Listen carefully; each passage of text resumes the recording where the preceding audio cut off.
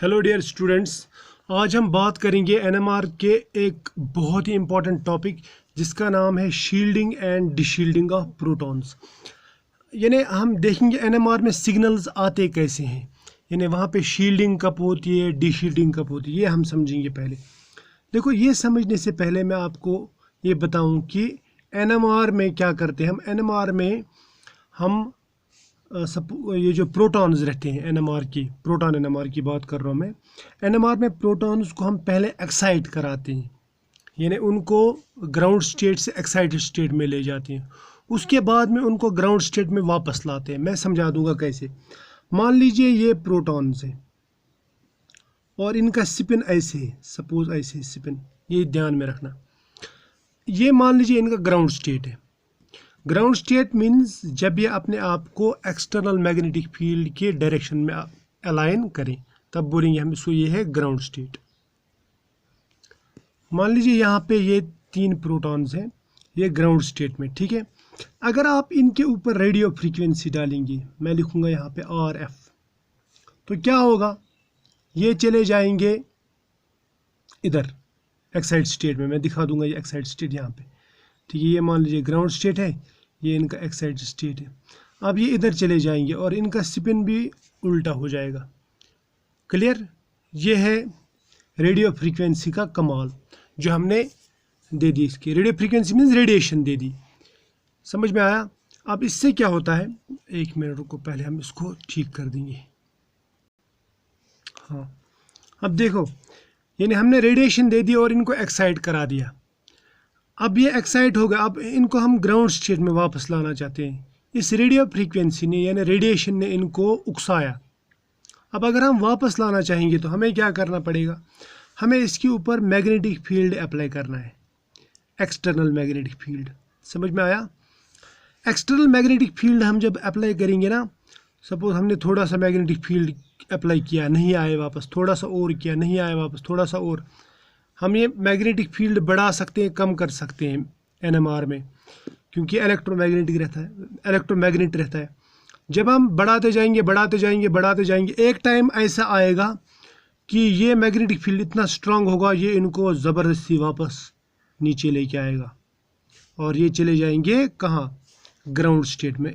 इसको मैं बोलूँगा ऐसे, जाएंगे ये प्रोटॉन यहाँ पे। क्लियर? आप मेरी बात बहुत गौर से सुनना और कूल माइंड से सुनना। अब देखो हम क्या करेंगे, हमने देखा कि मैग्नेटिक फील्ड अप्लाई करने से ये प्रोटॉन वापस आ गए। देखो, हमने पहले इतना मैग्नेटिक फील्ड अप्लाई किया, नहीं आए वापस, इतना किया अप्लाई, नहीं आए वापस, इतना किया, नहीं आए। जब यहाँ पे पहुँचे ना तो ये वापस आ गए। अब जिस मैग्नेटिक फील्ड पे ये वापस आ जाते हैं तो वो मैग्नेटिक फील्ड एब्जॉर्ब होगा ना, यानी जो मैग्नेटिक फील्ड इनको वापस ला सकता है वही मैग्नेटिक फील्ड यहाँ पे एब्जॉर्ब होगा और ये इनको नीचे लेके आएगा, यानी ये एनर्जी डिफरेंस कवर कराएगा। अब जो मैग्नेटिक फील्ड एब्जॉर्ब होगा उसकी हमें सिग्नल मिलती है कि ये एब्जॉर्ब हो गया। क्लियर? कहाँ पे एब्जॉर्ब होगा, यहाँ पे। समझ में आया ना? मैं बोलूँगा इसको magnetic field strength.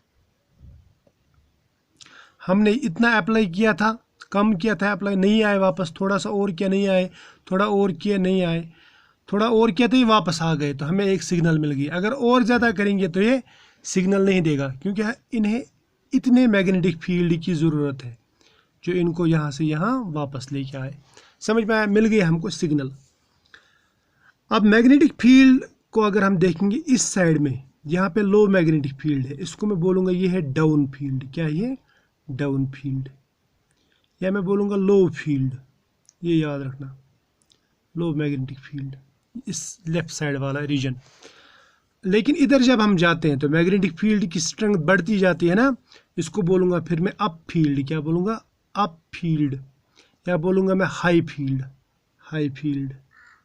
Up field का मतलब क्या रहता है? High field. इतना याद रहेगा ना? तो 2 रीजन है हमारे पास में, डाउन फील्ड, अप फील्ड, और ये है सिग्नल। मेरी बात गौर से सुनना। देखो, अब हम देखते हैं एनएमआर में क्या करते हैं। एनएमआर में मैंने बताया आपको कि मैग्नेटिक फील्ड अप्लाई करते रहते हैं और हमें एक सिग्नल मिलती है। वो सिग्नल हमें वहाँ पे सिग्नल मिलेगी जहाँ पे मैग्नेटिक फील्ड एब्जॉर्ब होगा, और कितना एब्जॉर्ब होगा वो हमें पता चलेगा इंटेंसिटी से। क्लियर। अब यहाँ पे देखो ये मान लो ये प्रोटॉन, ये नेकेड प्रोटॉन है, मैं इसको बोलूँगा ये नेकेड प्रोटॉन। ठीक, नेकेड प्रोटॉन है तो सपोज ये प्रोटॉन है, पॉजिटिव चार्ज, ये स्पिन कर रहा है, इसके ऊपर हमने मैग्नेटिक फील्ड अप्लाई किया, ये मैग्नेटिक फील्ड डायरेक्ट इसको मिलेगा। राइट, समझ में आया ना। लेकिन जब हम मॉलिक्यूल में देखते हैं, मॉलिक्यूल में कैसे रहते हैं प्रोटॉन, सपोज ये एक मॉलिक्यूल है CH3 CH2 CH3, ये है मॉलिक्यूल। क्या मॉलिक्यूल में प्रोटॉन अकेला रहता है? नहीं, बल्कि उसके इर्द गिर्द इलेक्ट्रॉन भी रहते हैं ना। तो मैं बोलूँगा यहाँ पे ये जो प्रोटॉन है, प्रोटॉन के सराउंडिंग में यहाँ पे इलेक्ट्रॉन भी रहते हैं। प्रोटॉन का चार्ज पॉजिटिव है, इलेक्ट्रॉन का चार्ज क्या है, नेगेटिव है। इसका मतलब ये अगर स्पिन करेगा ये भी मैग्नेटिक फील्ड प्रोड्यूस करेगा, ये भी छोटा मैग्नेट बनाएगा। इलेक्ट्रॉन भी स्पिन करता है, ये भी छोटा मैग्नेट बनाएगा। लेकिन इलेक्ट्रॉन का जो मैग्नेटिक फील्ड है वो इसके अपोजिट रहता है। मैं बताऊंगा कैसे। ये है इलेक्ट्रॉन है ना, ये बीच में इलेक्ट्रॉन है, इसका मैग्नेटिक फील्ड है। हमने यहाँ पे मैग्नेटिक फील्ड अप्लाई किया बाहर से। जब प्रोटॉन नेकेड था यानी विदाउट इलेक्ट्रॉन्स था, तो जितना भी हमने फील्ड इसको दिया वो पूरे का पूरा प्रोटॉन को मिल गया क्या? लेकिन यहाँ पे पूरा मिल जाएगा नहीं, बल्कि बीच में इलेक्ट्रॉन है ना, तो आधे मैग्नेटिक फील्ड को इलेक्ट्रॉन यहाँ पे कैंसिल करेगा। इसको कहते हैं हम शील्डिंग। क्या कहते हैं? शील्डिंग। मेरी बात गौर से सुनना, मैं जो बताना चाहता हूँ। देखो यहाँ पे सपोज मैंने 14 टेस्ला इसमें अप्लाई किया, इसको 14 का 14 मिल जाएगा मैग्नेटिक फील्ड। लेकिन अगर मैं यहाँ पे 14 टेस्ला अप्लाई करूँ, क्या इस प्रोटॉन को 14 टेस्ला मिलेंगे?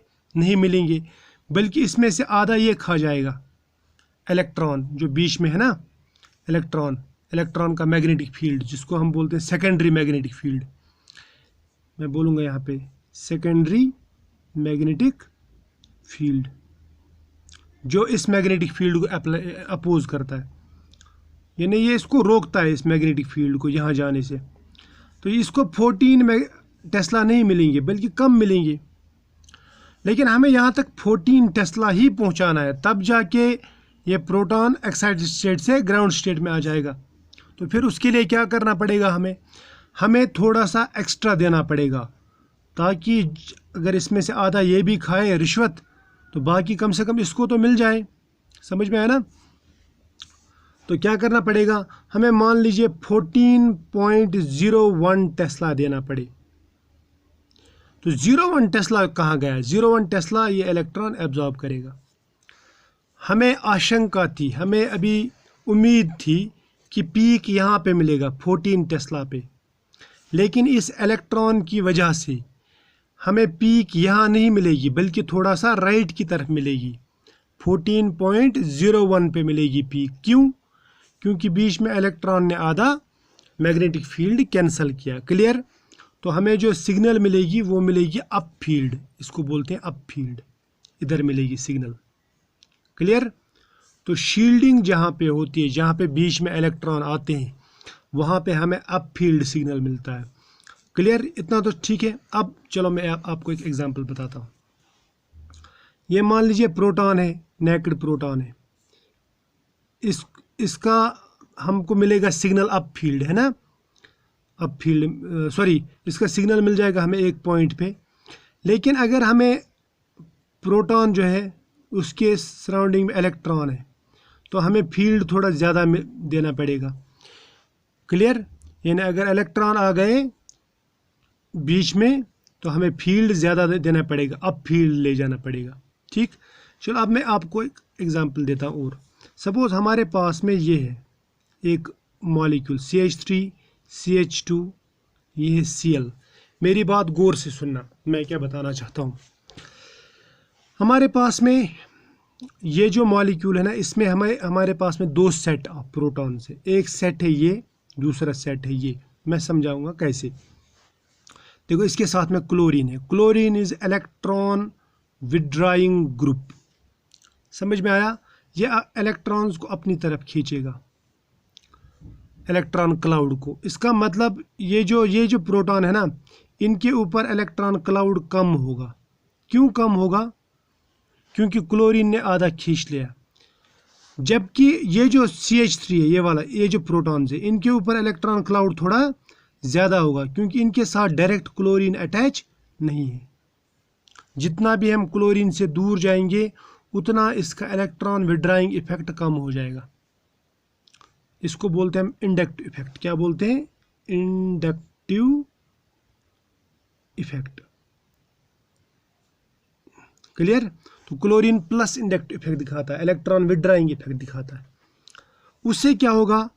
इनके ऊपर जो इलेक्ट्रॉन्स है, इलेक्ट्रॉन का शील्डिंग वो कम होगा, जबकि इसके ऊपर शील्डिंग ज़्यादा होगा। समझ में आया? अब अगर शील्डिंग ज़्यादा आ गया तो फील्ड भी ज़्यादा लगेगा। मैं ऐसा बोलूँगा, शील्डिंग ज़्यादा तो मैग्नेटिक फील्ड भी ज़्यादा, या मैं बोलूँगा इसको अप फील्ड, मैग्नेटिक फील्ड भी ज़्यादा, या बोलूँगा मैं अप फील्ड, यानी सिग्नल मिलेगी अप फील्ड। क्या मिलेगी? Signal up field. अब इसके ऊपर जो इलेक्ट्रॉन्स है वो इसमें से इसने आधा खींचा है, इसने इलेक्ट्रॉन विड्रा किए ना, तो मैं बोलूँगा यहाँ पे डी शील्डिंग हो गई। अगर डी शील्डिंग हो गई यानी इलेक्ट्रॉन क्लाउड कम हो गया, ठीक है। अगर डी शील्डिंग ज़्यादा हो गई, इलेक्ट्रॉन क्लाउड कम हो जाएगा, तो हमें मैग्नेटिक फील्ड भी कम लगेगा। मैग्नेटिक फील्ड मतलब हमें डाउन फील्ड पीक मिलेगी। डाउन फील्ड मतलब लो फील्ड पे हमें पीक मिलेगी। क्लियर? ये याद रखना, D shielding down field, shielding up field. अब अगर इनको मैं नाम दे दूंगा, इसको नाम दूंगा ए, इसको नाम दूंगा बी। अब आप मुझे बताओ इसकी पीक कहाँ मिलेगी, इसकी पीक कहाँ मिलेगी, दाएं तरफ कौन सी पीक मिलेगी और बाएं तरफ कौन सी पीक मिलेगी। ठीक है। अब यहाँ पे देखो, पहले ऊपर दाएं तरफ का जो फील्ड है ना, उसको बोलते हैं अप फील्ड, हाई फील्ड। ये शील्डिंग वाले प्रोटॉन्स के लिए लगता है जिनके ऊपर इलेक्ट्रॉन क्लाउड ज़्यादा हो, जबकि डाउन फील्ड जो ये डिशील्डेड प्रोटॉन्स के लिए लगता है, यानी जिनके ऊपर इलेक्ट्रॉन क्लाउड कम हो। समझ में आया? अब यहाँ पे इलेक्ट्रॉन क्लाउड इसके ऊपर कम है, इन दो के ऊपर, तो इनकी पीक इस साइड में आ जाएगी, ये बी वाली पीक है। जबकि इनके ऊपर इलेक्ट्रॉन क्लाउड ज़्यादा है तो इनकी पीक यहाँ पे आ जाएगी, इसको मैं बोलूँगा ए वाली पीक। तो हमें दो पीक्स मिलेंगी, दो तरह की पीक्स, एक मिलेगा ए पीक, दूसरा मिलेगा बी पीक। बी मिलेगा हाई फील्ड यानी अप फील्ड, और ए मिलेगा low field. Clear? Because of what? Plus inductive effect. ये याद रखना, ये एक। अब हम और तरीके देखते हैं, शील्डिंग और डिशील्डिंग कैसे होती है। समझ में आया? चलो, अब मैं और एक मॉलिक्यूल बनाता हूँ। मैं लिखता हूँ ऐसे CH2। ये ध्यान में रखना, इस साइड में रखेंगे हम इलेक्ट्रॉन विड्राइंग ग्रुप, इस साइड में रखेंगे इलेक्ट्रॉन डोनेटिंग ग्रुप। यानी ये डोनेट कर रहा है इलेक्ट्रॉन। इलेक्ट्रॉन डोनेट करने का मतलब क्या है?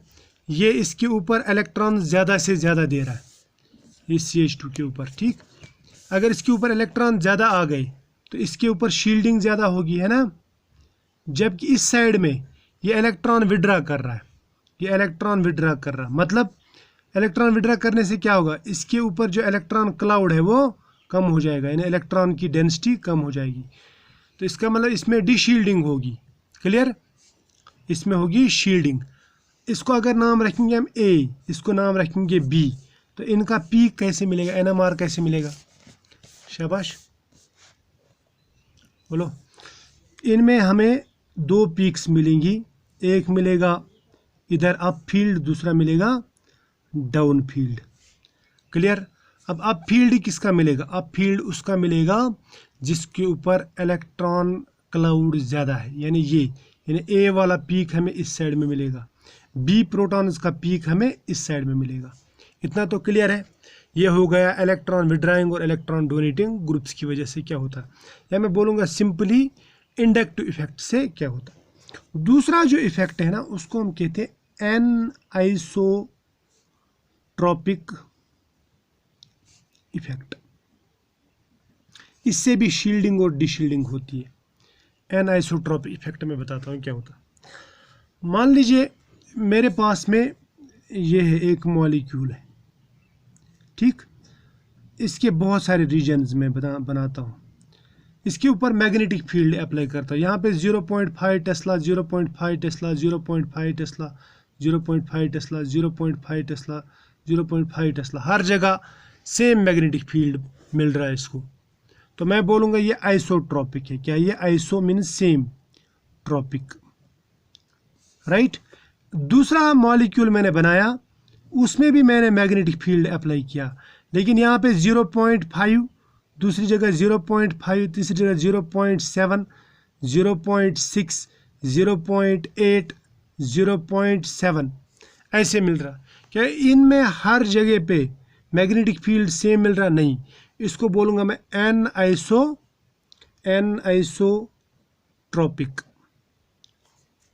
ठीक है। तो अब देखो यहाँ पे आइसोट्रॉपिक इफेक्ट है, यहाँ पे एनआइसोट्रॉपिक इफेक्ट है। यहाँ पे मैग्नेटिक फील्ड हर जगह सेम मिलता है, यहाँ पे हर जगह सेम नहीं मिलता है। देखो कुछ मॉलिक्यूल्स है ना, वो अनएक्सेप्शनली डाउन फील्ड या अप फील्ड अपने सिग्नल्स दिखाते हैं। अब उनको एक्सप्लेन करने के लिए एक हाइपोथेटिकल इफेक्ट दिया गया, उसको बोलते हैं हम एनआइसोट्रॉपिक इफेक्ट। यह हाइपोथेटिकल है। हाइपोथेटिकल मतलब ख्यालिया, हाइपोथेटिकल यानी सिर्फ एक्सप्लेन करने के लिए। अब रियलिटी में क्या होता है ये ऊपर वाला ही जानता है, ठीक है। अब देखो मैं आपको एक मॉलिक्यूल बना के देता हूँ। आपने बेंजीन तो नाम सुना होगा, बेंजीन। देखो बेंजीन का कैसा है, ये बेंजीन है, इसके ऊपर ऐसे प्रोटॉन्स रहते हैं, ये सबको मालूम है। हाइड्रोजन्स है ना, हाइड्रोजन्स जहाँ पे रहते हैं, हम हाइड्रोजन से ही डील कर रहे हैं, ये आप सबको मालूम है, राइट। इसको गौर से देखना। अब इसके ऊपर ऐसे इलेक्ट्रॉन क्लाउड रहता है, पाई इलेक्ट्रॉन क्लाउड, जो ऊपर और नीचे ऐसे घूमते रहते हैं ना, डफनेट जैसा या डोनट जिसको आप बोलते हैं ना। अब ये जो ना, ये रिंग करंट, ये इलेक्ट्रॉन क्लाउड ऐसे सर्कुलेट कर रहा है। अब इसके परपेंडिकुलर में मैग्नेटिक फील्ड प्रोड्यूस होगा। वो मैग्नेटिक फील्ड प्रोड्यूस कैसा होगा, ये इस तरह जाएगा, यानी ये अगर ऐसे घूम रहा है तो मैग्नेटिक फील्ड ऐसे घूमेगा, राइट। यहाँ पे ऊपर से नीचे, फिर यहाँ से नीचे से ऊपर, ये हो गया, समझ में आया। वैसे यहाँ पे भी ऐसे, यहाँ पे ऊपर से नीचे, यहाँ पे नीचे से ऊपर, ये मैग्नेटिक फील्ड जा रहा है। इसको गौर से देखना और समझना, समझ में आया। अब अकॉर्डिंग टू दिस कॉन्सेप्ट, जब भी हम अप्लाइड मैग्नेटिक फील्ड लगाते हैं ना, जब हम बाहर से फील्ड लगाते हैं तो होता है कि ये मॉलिक्यूल अपने आप को इस तरह ओरिएंट करता है, यानी perpendicular to this applied magnetic field. अब होता क्या है, देखो ये मैग्नेटिक फील्ड की डायरेक्शन कैसे है, ये ऊपर है ना। अब इस मॉलिक्यूल में देखो, इस मॉलिक्यूल में दो रीजन्स हैं। एक रीजन में magnetic field applied magnetic field को अपोज कर रहा है, यानी सेंट्रल वाला रीजन। जबकि अगर हम बाहर से देखेंगे इसको, यहाँ से बाहर से, तो बाहर से क्या हो रहा है, बाहर से ये magnetic field, external magnetic field की डायरेक्शन और ये सेम है, समझ में आया ना। तो इसका मतलब ये हुआ कि यहाँ पे मैग्नेटिक फील्ड अपोज हो रहा है सेंटर में, लेकिन यहाँ पे मैग्नेटिक फील्ड अलाइन हो रहा है। ये मेरी बात समझ में आ रही है ना। इसको बोलते हैं हम, ये जो अपोजिट ये वाला रीजन है ना, ये वाला रीजन, इसको मैं बोलूँगा ये डायामैग्नेटिक रीजन। क्या है ये, डायामैग्नेटिक रीजन। जबकि जो बाहर वाला रीजन है, बाहर वाला रीजन, इसको मैं बोलता हूँ ये है paramagnetic region. Paramagnetic region, paramagnetic region का मतलब क्या है, देखो डायामैग्नेटिक का मतलब है अपोज कर रहा है यहाँ पे, यानी यहाँ पे इसको अपोजिशन मिल रही है अप्लाइड मैग्नेटिक फील्ड को, एक्सटर्नल मैग्नेटिक फील्ड को। यानी इसने अगर सपोज 60 या 40 टेस्ला लगाया तो यहाँ पे ये अपोज कर रहा है, इसको ज़्यादा लगेगा मैग्नेटिक फील्ड, क्योंकि अपोजिशन भी है। जबकि इस साइड में, इस रीजन में अगर ये 40 टेस्ला लगाएगा, ये भी इसी की डायरेक्शन में जा रहा है, ये इसको फेवर कर रहा है, तो यहाँ पे 40 की ज़रूरत नहीं पड़ेगी, सिर्फ 30 की ज़रूरत पड़ेगी। या मैं बोलूँगा बाहर इसमें लो मैग्नेटिक फील्ड की ज़रूरत पड़ेगी, है ना, जबकि अंदर साइड में इसको हाई मैग्नेटिक फील्ड की ज़रूरत पड़ेगी। या मैं बोलूँगा अंदर साइड में ये अप फील्ड रीजन है, क्या ये अप फील्ड रीजन, जबकि बाहर वाला साइड जो पैरामैग्नेटिक रीजन ये वाला, ये है down field region, down field region. लेकिन जो बेंजीन के प्रोटॉन्स है ना, ये हाइड्रोजन्स, ये सब के सब आते हैं कौन से रीजन में, डाउन फील्ड रीजन में। कौन से रीजन में, डाउन फील्ड रीजन में। इसलिए जब भी आप बेंजीन का एनएमआर देखेंगे ना, बेंजीन का एनएमआर में आपको जो सिग्नल है वो इस तरह डाउन फील्ड रीजन में मिलेगी, अप फील्ड रीजन में नहीं मिलेगी। इतना क्लियर समझ में आया। अब मैं आपको दूसरा एक मॉलिक्यूल दिखाता हूँ। आपने नाम सुना होगा एस्टाइलिन। एस्टाइलिन में कैसा रहता है, ये देखो कार्बन, ये ट्रिपल बॉन्ड कार्बन, यहाँ पे हाइड्रोजन, यहाँ पे भी हाइड्रोजन। ये मॉलिक्यूल अपने आप को अप्लाइड मैग्नेटिक फील्ड के ऐसे पैरेलल में ओरिएंट करता है। देखो इसमें सिग्मा बॉन्ड है सेंटर में, और बाहर से ऐसे पाई इलेक्ट्रॉन क्लाउड है, ये आप सबको मालूम होगा, ये पाई इलेक्ट्रॉन क्लाउड ऐसे घूम रहा है। इससे क्या होता है, इसमें भी ऐसे ही दो रीजन्स बनते, यहाँ पे ऐसे मैग्नेटिक फील्ड प्रोड्यूस होगा, यहाँ पे ऐसे मैग्नेटिक फील्ड प्रोड्यूस होगा। ये वाला जो सेंटर वाला रीजन है ना, यहाँ पे इलेक्ट्रॉन्स का जो मैग्नेटिक फील्ड है वो अप्लाइड मैग्नेटिक फील्ड को अपोज कर रहा है, जबकि बाहर से ये इसको मतलब इसकी डायरेक्शन में जाता है, इसी की ओरिएंटेशन में जाता है, यहाँ से ये अपोज नहीं कर रहा है। क्लियर, समझ में आया।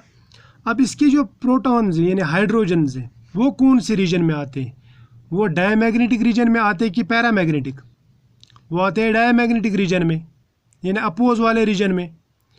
इसका मतलब जो हमने मैग्नेटिक फील्ड लगाया इसको ये यहाँ पे अपोजिशन मिल रहा, तो यहाँ पे मैग्नेटिक फील्ड ज़्यादा लगेगा। डायमैग्नेटिक का मतलब जहाँ पे रिपल्शन हो, पैरामैग्नेटिक का मतलब जहाँ पे अट्रैक्शन हो। तो अट्रैक्शन बाहर से हो रही है लेकिन बाहर में कोई प्रोटॉन नहीं, यहाँ पे सेंटर से रिपल्शन हो रही है, और जो प्रोटॉन्स है ना ये सेंटर में ही है। अब इसका जो सिग्नल मिलेगा वो रिपल्शन वाले एरिया में मिल रहा है, यानी इसका सिग्नल हमें अप फील्ड मिलेगा, डाउन फील्ड नहीं मिलेगा, यानी यहाँ पे मैग्नेटिक फील्ड ज़्यादा देना पड़ेगा। ठीक है, अब मैं और एक दो मॉलिक्यूल्स आपको दिखाता हूँ। अब इसको देखो, ये इथेलिन मॉलिक्यूल है। देखो इसको कंसिडर किया जाता है कि ये ऐसे बैठता है, जब हम इसके ऊपर अप्लाइड मैग्नेटिक फील्ड लगाते हैं ना, ये ऐसे रहता है। तो इसमें क्या होता है, इसमें भी ऐसे ये अंदर का फील्ड जनरेट होता है। ठीक है, ये इलेक्ट्रॉन्स का फील्ड, ये पाई इलेक्ट्रॉन्स की वजह से, ये पाई इलेक्ट्रॉन्स की वजह से इसमें भी एनआइसोट्रॉपिक इफेक्ट होता है, यानी इसमें एक जैसा मैग्नेटिक फील्ड हर तरफ नहीं रहता। इसमें अंदर जो है, अंदर वाला रीजन ये डायमैग्नेटिक रीजन है, लेकिन बाहर वाला रीजन जो वो पैरामैग्नेटिक रीजन। लेकिन प्रोटॉन्स कौन से रीजन में आ रहे हैं, इसके पैरामैग्नेटिक रीजन में, यानी ये एक्सटर्नल मैग्नेटिक फील्ड के अलाइनमेंट में रहते हैं, इसलिए इसको कम मैग्नेटिक फील्ड लगता है। यानी अपने को जो हमको जो सिग्नल देगा, ये सिग्नल देगा कौन से फील्ड में, लो फील्ड रीजन में, नहीं कि हाई फील्ड रीजन में। समझ में आया ना। अब अगर आप कंफ्यूज हो रहे हैं तो मैं अब चूँकि हाइपोथेटिकल है, आप लोगों के लिए मैं ऐसे भी बना सकता हूँ ये, तो ये कोई बड़ा मसला नहीं है, सिर्फ आप समझो इसको। देखो ये मान लो ये है इथेलिन, है ना, इसमें एक सिग्मा बॉन्ड रहता है, एक पाई बॉन्ड। पाई बॉन्ड मान लो ये ऐसे पाइप की तरह है, ठीक है, ऐसे रोटेट कर रही है, ठीक, ऐसे कर रहा है रोटेट, ये इलेक्ट्रॉन मतलब ऐसे सर्कुलर घूम रहे हैं। तो इससे क्या होता है, ये मैग्नेटिक फील्ड प्रोड्यूस करेगा इस डायरेक्शन में, ये ऐसे यानी परपेंडिकुलर डायरेक्शन में ये मैग्नेटिक फील्ड प्रोड्यूस करेगा।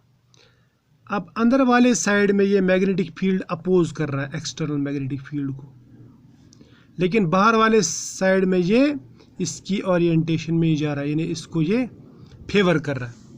लेकिन प्रोटॉन्स कौन से रीजन में आ रहे हैं, फेवरेबल रीजन में, है ना।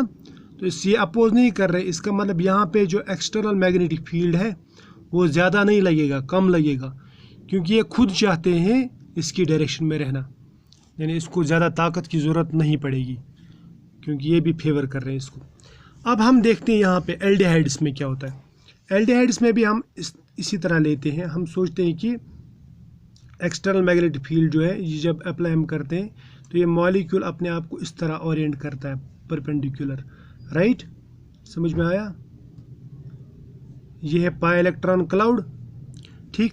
ये पाई इलेक्ट्रॉन्स जो हैं, ये पाई इलेक्ट्रॉन्स, इनके सर्कुलेशन की वजह से मैग्नेटिक फील्ड प्रोड्यूस होता है और वो मैग्नेटिक फील्ड इस तरह बनता है, ये एक्सटर्नल मैग्नेटिक फील्ड की इस डायरेक्शन में रहता है।